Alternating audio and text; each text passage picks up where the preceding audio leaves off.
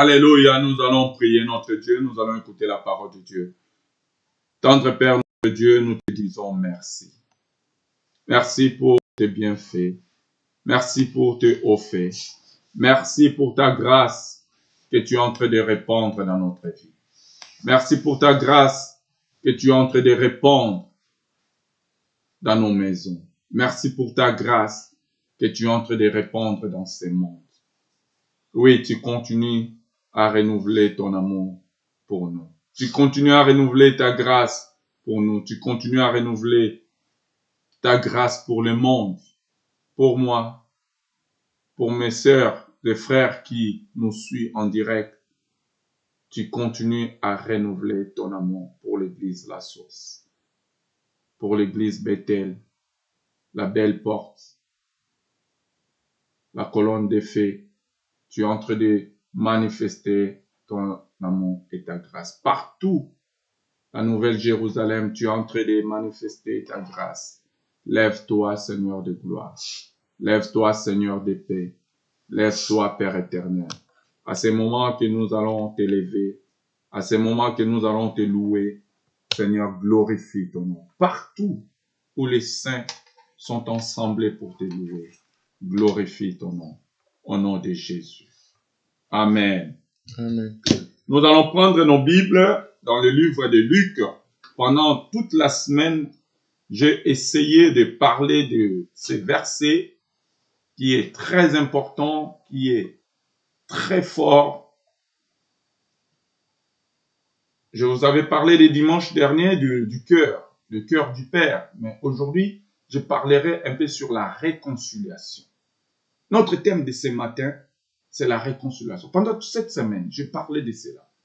Et je ne savais pas pourquoi le Seigneur m'a poussé à parler au peuple de Dieu sur la réconciliation. Bien aimé, nous pouvons le prendre comme un message hors saison. Mais vous savez, Dieu, c'est un Dieu d'amour. Dieu, c'est un Dieu merveilleux. Dieu, c'est un Dieu redoutable. Dieu, c'est un Dieu magnifique. Dieu, c'est celui qui agit, même là où nous ne sommes pas là. Mais lui, il agit. Même au moment où nous sommes absents, Dieu agit. Et j'ai passé pendant 2 jours successifs en train de parler de la réconciliation. Et je ne savais pas que Dieu avait un plan. Parce que bien aimé, si Dieu a un plan, personne ne peut le changer. Personne ne peut le changer. Si Dieu a décidé quelque chose, personne ne peut le changer. Même tes prières, si Dieu a dit ça sera ainsi, ça sera ainsi. C'est pour cela le Seigneur lui-même, il dit, Père, si tu peux éloigner cette coupe de moi, mais il dit toutefois que ta volonté soit faite. Bien aimé, quand la volonté de Dieu est là, c'est là. Tu ne peux pas les changer. C'est pour cela, ce matin, j'aimerais bien partager avec vous cette parole. Je vous ai parlé du cœur du Père. Le cœur de notre Dieu. Parce que ce sont des messages que j'aime beaucoup. J'aime bien partager au peuple de Dieu. L'amour de Dieu. Parce que c'est un message où je regarde ma vie. J'étais dans le bout du péché, dans l'enfer des ténèbres. Mais Dieu m'a ramené dans la vie. C'est pour cela que j'aime bien partager ce message. J'aime bien partager ce que Dieu a fait de moi. J'aime bien partager ce que Dieu a manifesté dans ma vie. Et je bénis le Seigneur bien-aimé. Mais ce matin, on a regardé cette histoire, comme je vous avais dit, c'est le cœur de la Bible. Ces messages, je vous assure, c'est le cœur, c'est le message clé de l'humanité.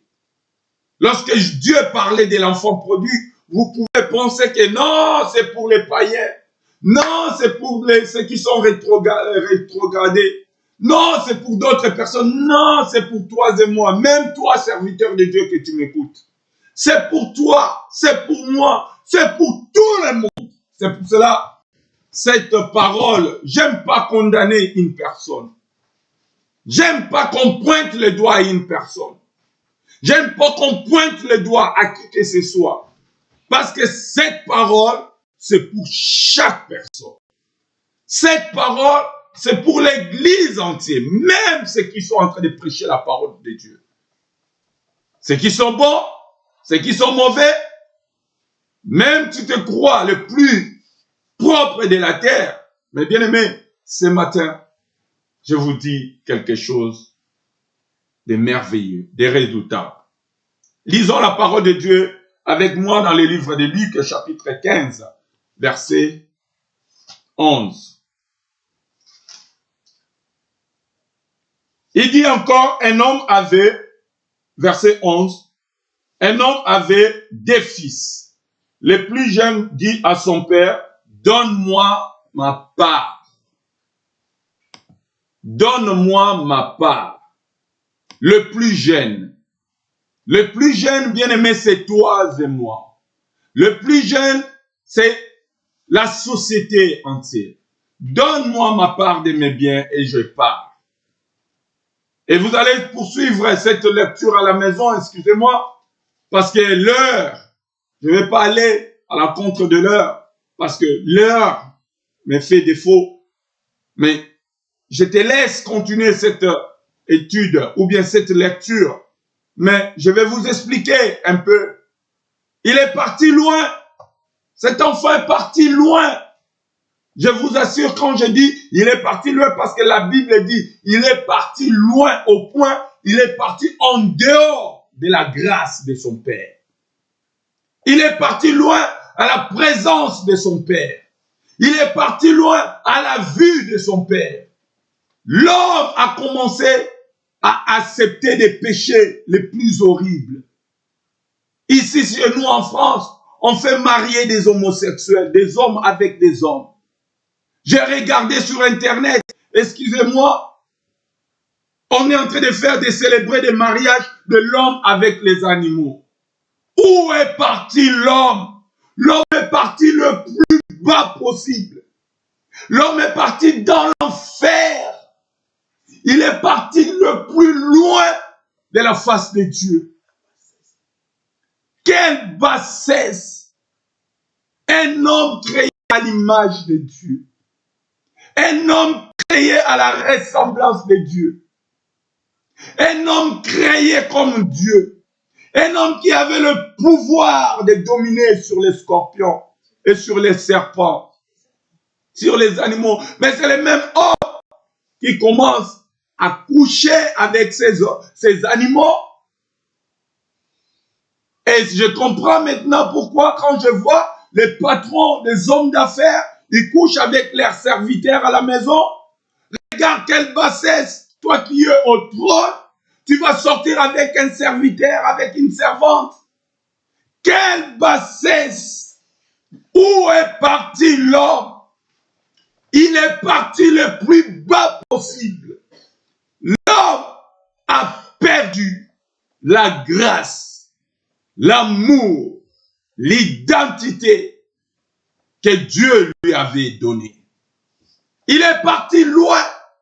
Il s'est revêtu de saleté. Il s'est revêtu de l'ignominie. Il s'est revêtu des choses horribles. Il est devenu méconnaissable. L'homme créé à l'image de Dieu, à la ressemblance de Dieu. L'homme, il commence à adorer l'argent. Bien-aimé, je suis en train de vous dire des choses vraies. Je vois des hommes de Dieu. Excusez-moi, je suis un homme de Dieu. Mais quand je vois des hommes de Dieu, des gens que je respectais, des gens que j'admirais lorsqu'ils prêchaient la parole de Dieu, j'ai dit, oh, celui-là, il voit Dieu. Mais il est devenu le copain ou bien l'ami du président. Il commence à négocier avec des présidents de la République, avec des frères des présidents de la République. À cause de l'argent, l'homme a perdu même sa prédication. Je ne citerai pas les noms ici. Je ne vais pas verser des gens.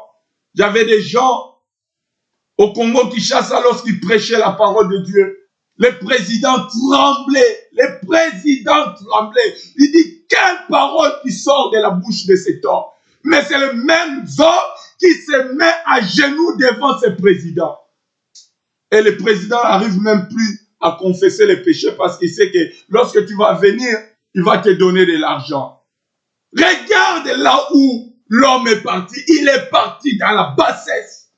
Il a détruit son image. Il a détruit sa crédibilité. Il a détruit son honneur. Bien-aimé, tu es un prince. Tu es un prince.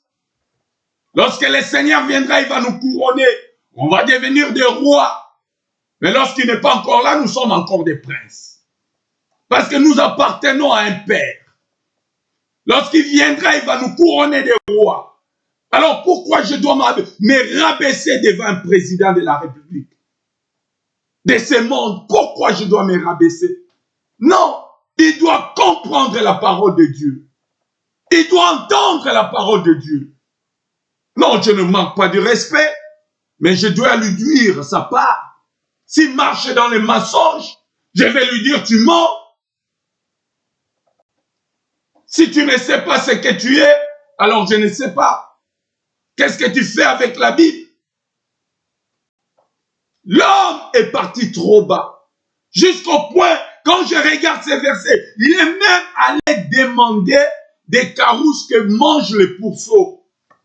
Regarde quelle bassesse. Bien aimé, j'ai écouté le président de la République de chez nous ici en France, il dit, nous sommes en guerre. En un mot, il dit, avec un ennemi que nous ne comprenons pas, que nous ne voyons pas. Ça veut dire au secours. Il manquait seulement de lui dire seulement au secours, que les pasteurs viennent prier. Mais il ne peut pas appeler les pasteurs parce que les pasteurs, ils sont derrière lui pour demander de l'argent. Il ne peut pas demander au secours aux pasteurs parce que les pasteurs, ils sont derrière lui pour dire « Ah, son excellence, son excellence, son excellence ». Et ils oublient que la seule excellence, c'est le Saint-Esprit. Et voilà, maintenant l'homme n'arrive même plus à demander au secours à l'église. Pourquoi? Parce que déjà l'église est descendue plus bas de l'onction, de la grâce que Dieu t'a donnée. Mais aujourd'hui, j'ai une bonne nouvelle pour toi. J'ai une bonne nouvelle pour toi, bien-aimé. J'ai une bonne nouvelle pour toi, la société. Regarde dans le verset 17. Bien-aimé, je ne veux pas que tu sois orgueilleux. Je ne veux pas que tu sois prétentieux. La prétention ne sert à rien. L'orgueil ne sert à rien. J'entends les gens qui ont des milliards. Les gens qui ont des milliards. Oh oh, bien-aimé, je citerai le nom de cet homme parce qu'il a des milliards. Donald Trump.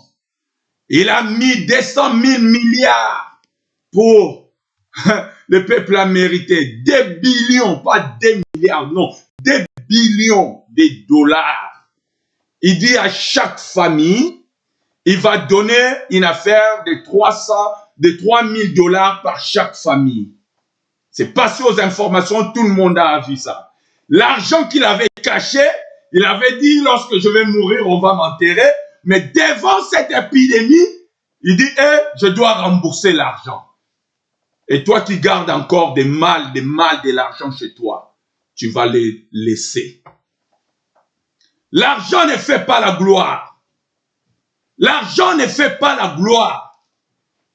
L'argent ne fait pas la gloire. Ne courez pas derrière l'argent. Courez plutôt vers Dieu. Cherchez plutôt Dieu. Ne courez pas derrière l'argent. Tu vas les laisser. Ne courez pas devant les biens. Regarde cet enfant insolent. Papa, donne-moi la gloire. Ça veut dire donne-moi l'argent. Donne-moi la possibilité. Donne-moi tout ce que je peux avoir.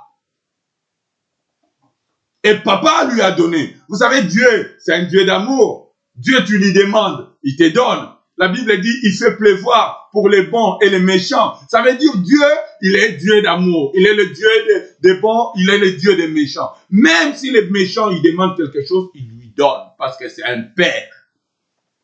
Je vous avais parlé du cœur du père. Il ne refuse rien à ses enfants. Il ne refuse rien. Mais toi, bien-aimé, lorsque Dieu t'a donné la gloire, qu'est-ce que tu as fait avec? Qu'est-ce que tu as fait avec? Au lieu de prêcher la parole de Dieu, tu commences à te mendier devant les hommes de ce monde. Non, arrêtons cette histoire. Arrêtons cette histoire. Ce matin, bien-aimés, nous devons nous réconcilier avec Dieu. Écoutez ce que la Bible dit. Le verset 17, je vais lire avec vous. Étant rentré en lui-même, il s'est dit. Étant rentré en lui-même. Bien-aimés, c'est difficile de voir les hommes rentrer en lui-même, en eux-mêmes. C'est difficile de voir. Les gens toujours, je regardais à la télévision des hommes de Dieu comment moi. Jamais il n'a vu le péché en lui. J'aime pas qu'on me touche. J'aime pas qu'on parle de moi. J'aime pas qu'on fasse ça de moi. J'aime pas. Bien aimé, c'est quoi ça cette histoire? C'est quoi ça cette histoire? C'est quoi ça cette histoire? Mais regarde-le cet homme. La Bible dit, étant rentré en lui-même. Bien aimé, regarde, va dans ta chambre, ferme la chambre. Regarde ton cœur. Si tu es un enfant de Dieu, si tu es celui que Dieu a appelé. Je préfère prêcher la parole de Dieu que quémander de l'argent. Je préfère prêcher la parole de Dieu. J'ai des amis qui sont dans le gouvernement. Ils m'ont dit, pourquoi tu ne viens pas travailler au gouvernement? Je leur ai dit, moi, je suis serviteur de Dieu.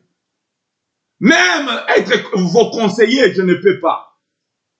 Ça ne me tente pas. Parce que je suis plus qu'un conseiller. Je suis plus qu'un ministre. Je suis plus qu'un président. Si tu es à côté d'un président, tu es là pour lui dire la vérité. Tu n'es pas là pour lui dire son excellence. Ce que tu fais, tu vois. Ce que tu fais, tu vois. Non, tu n'es pas là pour couvrir des fautes. Dis-lui la vérité. Nos présidents africains, ils sont en train de vendre nos pays. Ils vendent nos pays chez les Occidentaux. Dis-leur la vérité. Ils sont que des voleurs, des assassins. Et ça, ce n'est pas normal. Ce n'est pas normal. Nous devons dire la vérité aux gens. Tu n'es pas là pour encourager les mal, mais tu es là pour dire la vérité. Un homme de Dieu, c'est celui qui dit la vérité. Voilà. Et il y avait des hommes de Dieu qui disaient la vérité. Lorsqu'ils prêchaient la parole de Dieu, les gens tremblaient. Voilà un homme. Lorsqu'ils prêchent la parole de Dieu, le monde doit trembler. Ils vont dire que Dieu est descendu avec son jugement. Si ta parole ne fait plus trembler les gens, pose-toi la question. Qui es-tu? Je reviens sur cet passage. Étant rentré à lui-même, il dit combien de mercenaires chez mon père, ils ont des pains en abondance. Et moi ici, je meurs de faim. J'aime bien le verset 18. Il dit, je me lèverai, j'irai vers mon père. C'est moi qui vais aller vers mon père. Je ne peux pas prendre les gens en association pour aller avec eux. Non, c'est moi qui vais aller vers mon père. Je vais lui dire, Père, j'ai péché contre le ciel et contre toi. Bien-aimé, ce matin, je vous ai dit que je parlerai de la réconciliation. Regarde cet enfant. Il va se réconcilier avec son père. Pourquoi? Parce qu'il a compris qu'il a perdu ce que son père lui avait donné. Combien de gens, on est en conflit entre frères et sœurs? Combien de gens, on est en conflit avec nos amis? Mais regarde ce point me fait mal au cœur. Il dit, je me lèverai, je vais aller vers mon père. Cet homme, il était un homme de Dieu. Là, j'ai parlé des hommes de Dieu. Je vais parler aussi des peuples de Dieu. Bien-aimés dans les seigneurs. Il dit, je me lèverai, j'irai vers mon père. Ça veut dire, il va aller affronter la personne à qui il avait des problèmes. La réconciliation, c'est la réparation des deux côtés. Il y a beaucoup des hommes de Dieu qui sont en conflit avec Dieu. Et il y a beaucoup des enfants de Dieu qui sont aussi en conflit avec leurs partenaires, leur entourage, leurs maris, leurs femmes, leurs enfants. La réconciliation ne consiste pas seulement à dire bonjour, bonjour. Non. La réconciliation, c'est réparer une situation qui ne marchait plus. Une relation qui était déjà séparée. Une relation qui était déjà perdue. La Bible nous enseigne de la réconciliation. La Bible nous enseigne, lorsqu'une personne va se réconcilier, il va s'humilier. Bien-aimé, l'orgueil précède la chute. Mais l'humilité précède la gloire. Si tu ne sais pas t'humilier, tu vas tomber. La personne qui s'humilie, il va se mettre à genoux devant son frère, devant sa soeur, devant sa mère, devant son père. Il va dire, j'ai péché contre toi. Ne poussez pas les gens à te dire que va demander pardon. Vous savez, moi, quand on me dit déjà, va demander pardon, ça veut dire que ça ne vient pas de moi. Je l'ai fait parce qu'on m'a poussé. Mais il faut que je sois moi-même responsable. Regarde, la Bible dit, étant rentré en lui-même, il s'est dit, non, il a reconnu qu'il a péché contre son père. Il a péché contre Dieu. Il a péché contre son ego. Il a péché contre son entourage. Il a péché contre sa femme, contre ses enfants, contre son mari. Il a péché. Je me lèverai. J'irai vers la personne à qui j'ai causé tort et je vais réparer cette situation. Répare-toi la situation que tu as cassée. Réparer cette situation que tu as détruite. Réparer cette situation que tu as jetée à la poubelle. Beaucoup de gens, ils ont réparé la situation. Je ne vais pas citer les noms des gens de ces sociétés, mais je cite les noms d'une personne. Il s'appelle Jacob, qui a détruit la relation de lui avec son frère dans les livres de Genèse chapitre 32. Jacob a détruit la relation à cause de vol, de la cupidité. De la cupidité. De la cupidité. Si tu es cupide, aujourd'hui, le Seigneur te dit, tu vas te réconcilier. Si tu es cupide, le Seigneur te dit, tu vas te réconcilier. À cause de chercher la gloire.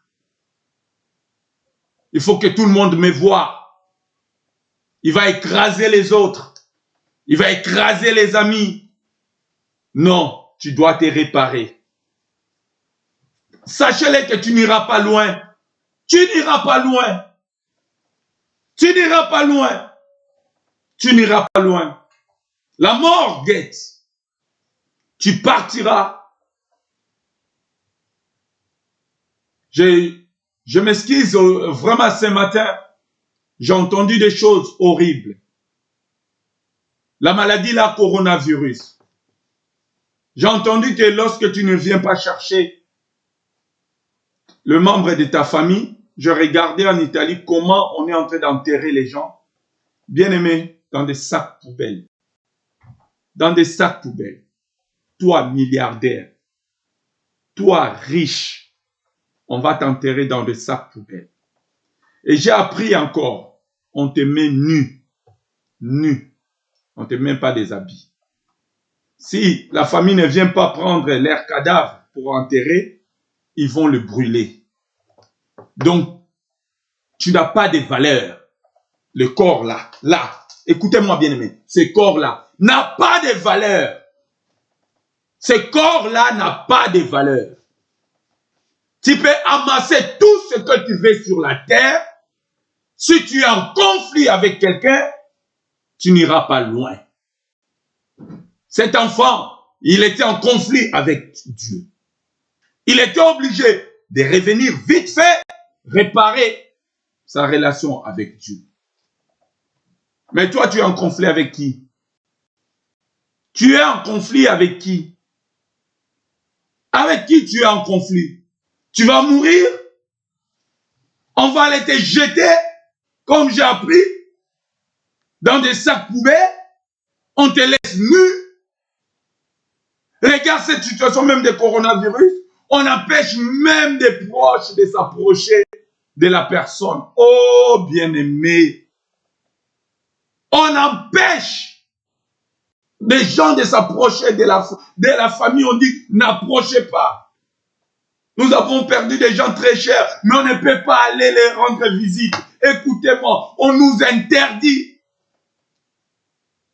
Vous pouvez imaginer ça? Répare, réconcilie-toi avec les hommes. Parce que si aujourd'hui on te commence à te séparer comme ça risque aussi au ciel, on te sépare. Ça risque, tu arrives auprès de Dieu et il dit, tu sens mauvais, vas-y là-bas. Tu sens mauvais, vas-y là-bas. On ne peut pas te mettre dans le bon endroit. Réconcilie-toi tant que tu vis encore. Réconcilie-toi avec Dieu. Il a ouvert ça, ses mains. Il dit, venez à moi, vous tous qui êtes fatigués, et je vous donnerai du repos. Écoute ce que Jacob dit. Après avoir volé son grand frère, il pensait qu'il devait être l'homme béni, l'homme riche, l'homme sans inquiet, tranquille. Il épousa même 4 femmes. Il dit, ça y est, la vie nous sourit. La vie nous sourit. Il va te faire des dots de 150 000 $, 1 million de $. La vie nous sourit. La vie est sourire, merci. Mais sache-le que ton passé va te rattraper. Ton passé va te rattraper. Ce que tu as sémé comme problème dans le monde va te rattraper. Ce que tu as causé comme désolation va te rattraper. Ce matin, je te conseille, réconcilie-toi avec tes parents, ta femme, ton mari, la société. Si tu es président, réconcilie-toi avec ton père. Vite. Fais-le vite, bien-aimé. Fais-le vite. Sinon, tu vas mourir. Et quand tu vas mourir, ici, on va te séparer avec les morts. Au ciel aussi, on va te séparer. La mort ici, c'est une porte pour le ciel. La mort d'ici, là, c'est une porte pour le ciel. Mais quand tu arrives là-bas, lui va te dire, oh, mais c'est qui là? Mais il ne peut pas venir ici parce qu'on est en conflit. On n'a jamais été réconciliés. On n'a jamais été réconciliés. Mais regarde cet enfant, avant de mourir, il dit, je ne suis pas encore mort. Je retournerai chez mon père. Je lui dirai, j'ai péché contre toi. Je dois réparer, je dois réparer, je dois réparer, je dois réparer ce que j'ai détruit avec toi. Regarde Jacob. Jacob, dans le verset 4 du chapitre 32, il dit, Jacob envoya des messagers à Ésaü, son frère. Mais parmi ces messages qu'il a envoyés, il dit, écoute, et le verset 5, il dit, et j'envoie l'annonce à mon Seigneur. Regarde, il pouvait l'appeler, mon frère. Mon frère. Bien aimé, il pouvait l'appeler, mon frère. Petit. Moi, je suis dans la gloire. Non, non, non, non, non, non. Regarde comment l'humilité de Jacob. Jacob, il a dit, c'est moi qui a fait mal. Il a envoyé des messages. Il appelle Jacob, mon Seigneur. Il dit, mon Seigneur, si je peux trouver grâce à tes yeux. Si je peux trouver grâce à tes yeux. Lisez ça très bien dans les livres de Genèse, chapitre 4 à 5. Il dit, si je peux trouver grâce à tes yeux, mon Seigneur. Il appelle son frère, mon Seigneur. Regarde l'humilité parce qu'il a vu qu'il a fait du mal à son frère. Il a vu qu'il a fait du mal à sa famille. Il a vu, si j'ai trouvé grâce à tes yeux. Si j'ai trouvé grâce à tes yeux. Répands-toi. C'est ça ma prédication de tous les jours. Répands-toi. Repentons-nous, car le royaume des cieux est là. Réconcilions-nous avec notre Dieu. Réconcilions-nous avec le Seigneur. Ne t'éclate pas. Ne sois pas dans l'allégresse. Ne sois pas dans la joie. Tu dis, j'ai fait ma vie. Non, répands-toi. Réconcilie-toi avec Dieu. Réconcilie-toi avec Dieu. J'irai vers mon Père. Je lui dirai, mon Père, j'ai péché contre les ciels et contre toi. Je ne suis plus digne d'être appelé ton fils. Voilà un enfant sage. Bien-aimé, je vais clore cette parole par ces mots. Réconcilie-toi. Quand tu te réconcilies avec Dieu, il ouvre ses mains. Il t'attend. Il t'attend. Il t'attend. Il ne rejette personne. Toi qui prêchais des bonnes nouvelles, des prédications de la croix, arrête de changer de sorte d'autres prédications. Non, tu es appelé pour ramener aux gens vers le ciel, pas à être des riches sur la terre. Non, être aisé sur la terre, ce n'est pas interdit, mais tu ne dois pas prêcher cet évangile. On n'a pas besoin de ça. Notre évangile, c'est la préparation du ciel. Aujourd'hui, je suis en deuil.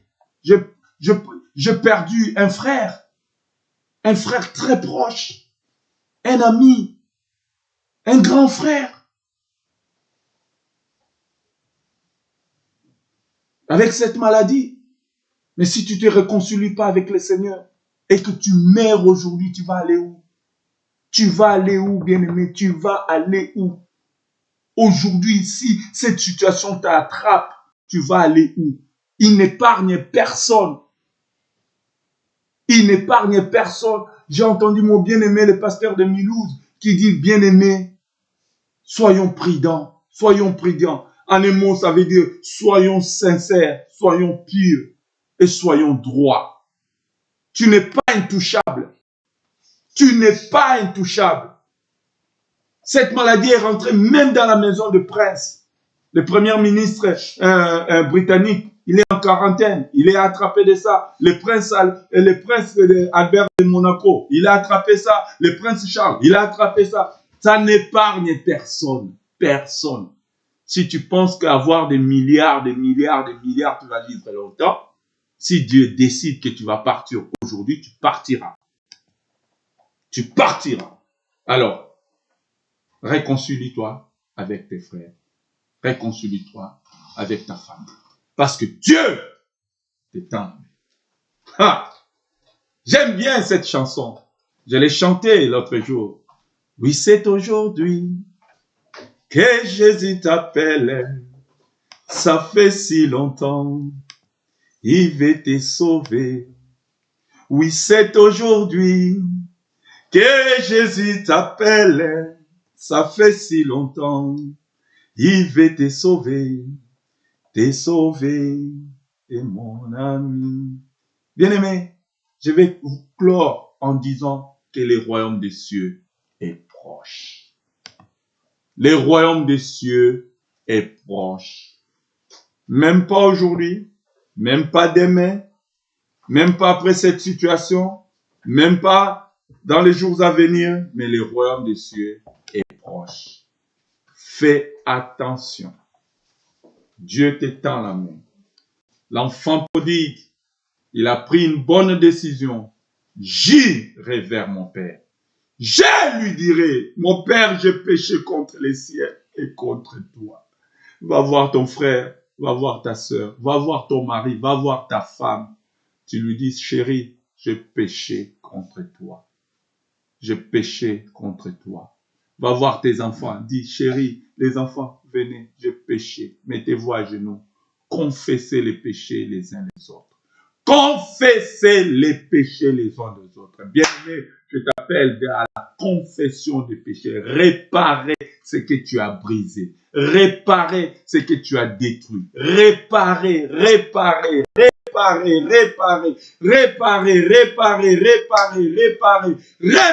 que tu as détruit. Parce que Dieu t'étend la main. Que le Seigneur te bénisse. Que le Seigneur te garde. Si tu veux prier avec moi, dis tout simplement Jésus, j'ai péché contre les cieux et contre toi. J'ai détruit mon entourage. J'ai détruit la grâce que tu m'as donnée. J'ai détruit les dons que tu m'as donnés. J'ai détruit le ministère que tu m'as donné. J'ai détruit la gloire que tu m'as donnée. Pardonne-moi. Je reviens à toi. Lave-moi par ton sang et purifie ma vie. Restaure-moi et prends-moi à côté de toi. Au nom de Jésus, nous disons Amen. Que le Seigneur vous bénisse, que le Seigneur vous garde. Bien-aimés, je vous dis à dimanche prochain, aux mêmes heures.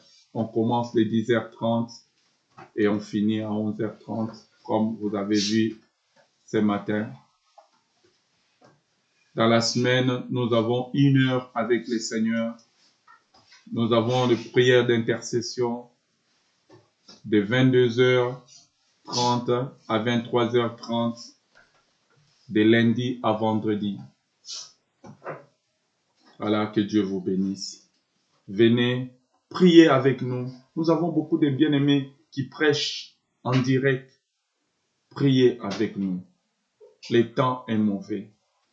J'aime bien ce verset qui dit « Rachetez les temps, car les jours sont mauvais. » Rachetons les temps, les jours sont mauvais. Je vous aime, que Dieu vous bénisse. Au nom de Jésus. Amen.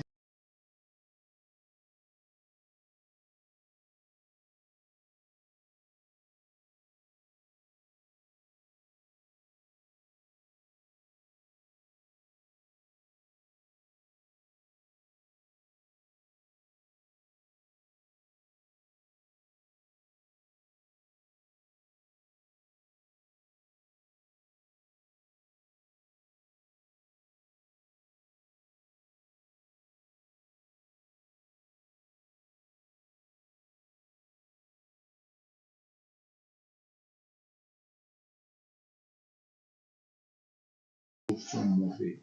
Je vous aime, que Dieu vous bénisse. Au nom de Jésus. Amen.